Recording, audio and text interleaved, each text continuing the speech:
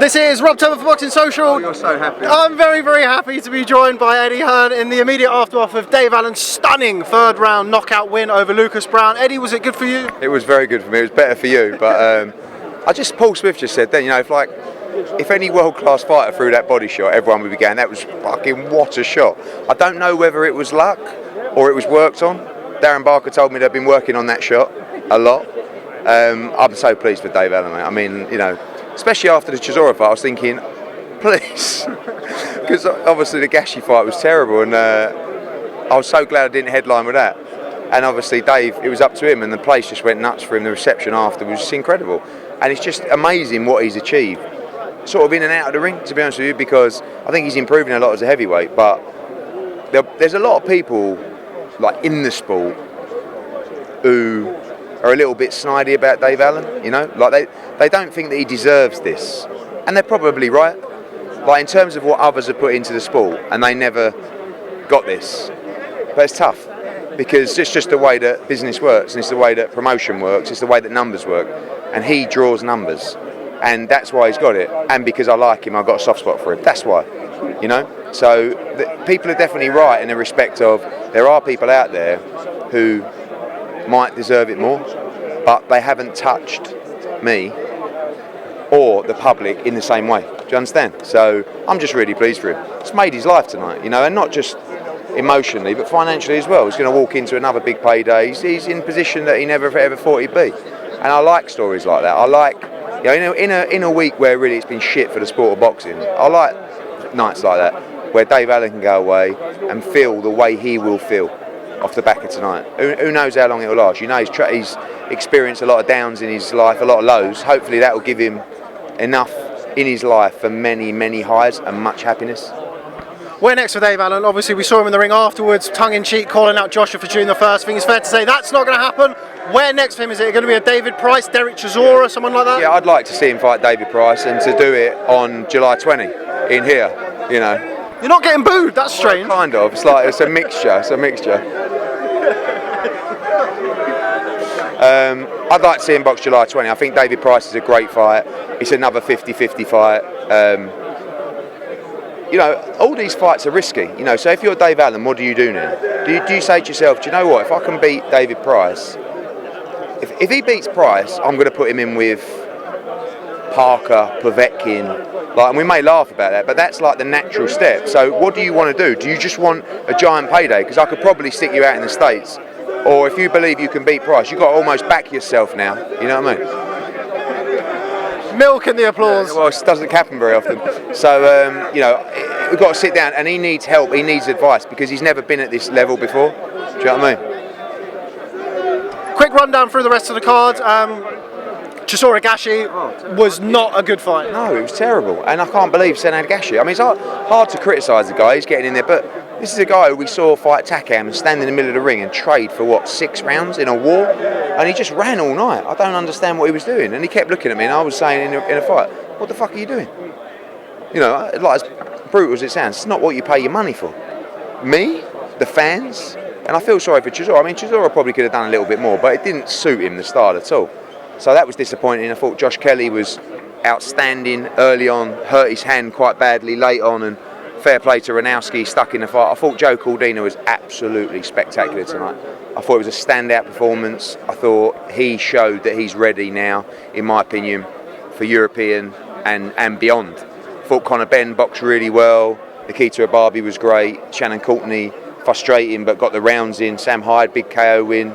Yeah, it was a good night. The only disappointing thing of the night was Chisora Gashi, and not Chisora's fault, but made up for by this, and a story that I think will go down, for a long time. But something he's got to capitalise on. It's all very well saying, "Oh my God, I'm the famous man in Doncaster." Now, how far do you want to go? How serious do you want to take this? And hopefully he maintains that focus that he had, and goes on. And again, I don't like talking about money, believe it or not, but for Dave, I'm not sure whether Dave is going to go on and fight for the World Heavyweight Championship. But what I do know now is he's got the opportunity to be okay in life. Do you know what I mean? And that's important, because I don't know where someone like Dave Allen would be mentally and emotionally without boxing when he leaves.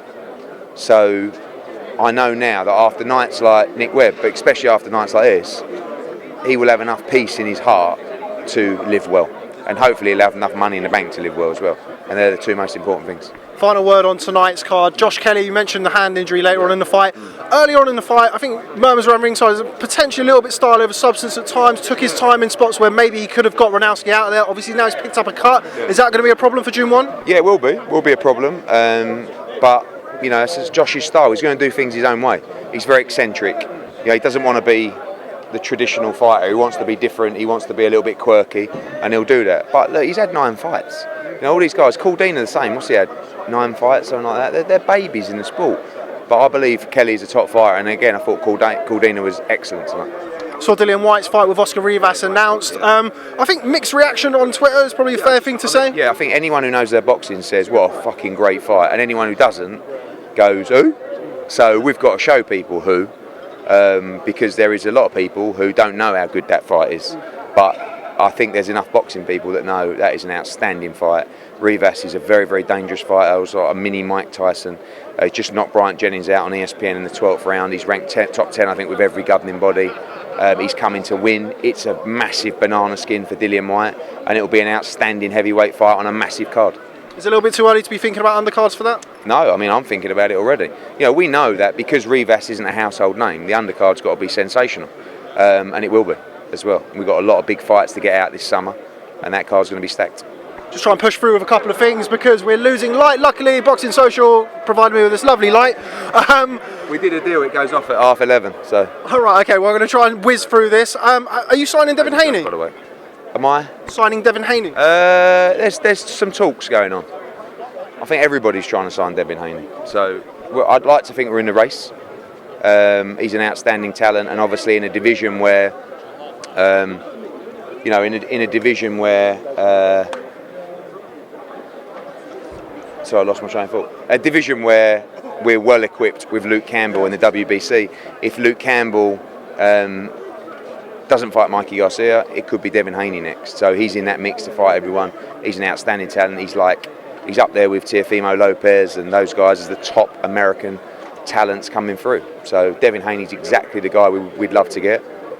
Everyone's trying to get him, but I feel like we've got a good shot. Final word, since the last time I spoke to you, Jarrell Miller's failed 2 more drug tests. Thoughts?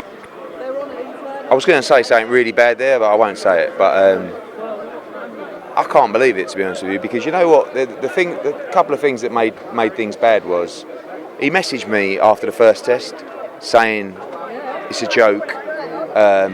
You know, he never taken anything. He swears and this, and he, you know, I think he was messaging Coogan saying this is sabotage. I've been set up, and then 3 days later, he's doing a video on Instagram saying I'm sorry, I made a mistake. And I mean, you know, you always want to give an athlete the benefit of the doubt because generally they're good people.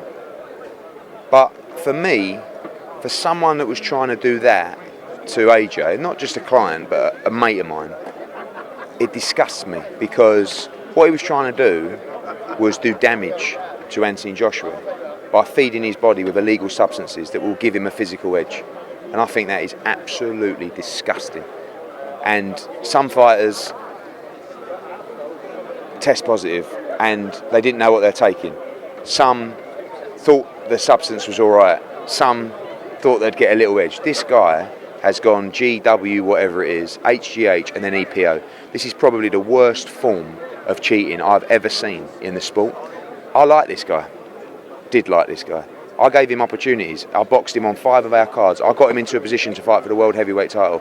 I got him a payday that would have secured generations on generations of their family and a shot at the world heavyweight title at Madison Square Garden. And he fucked it all up because he weren't man enough to take this fight on even grounds. And if you can't beat Anthony Joshua by being clean and not taking drugs, don't even try.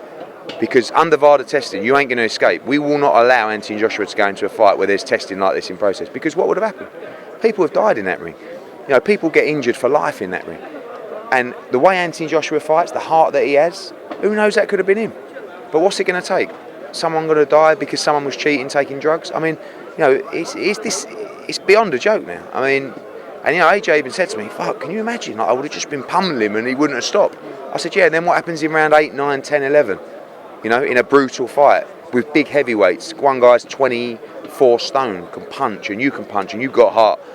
It's a frightening thought, and it's disgusting for the sport. So yeah, I'm sure he'll get dealt with. I don't think there's a way back for Gerald Miller. You know, sometimes you see Lucas Browne has failed a drugs test before. Was he careless? Was he unlucky? Who knows? Was he cheating? But in this instance, there is absolutely no doubt. So when you can give the doubt, I'd like to give it. But when you can't, you can fuck off. And that's where I feel at the moment. I think that's very well said. Eddie Hearn, thanks very much for speaking to Boxing Social. Go see Dave Allen.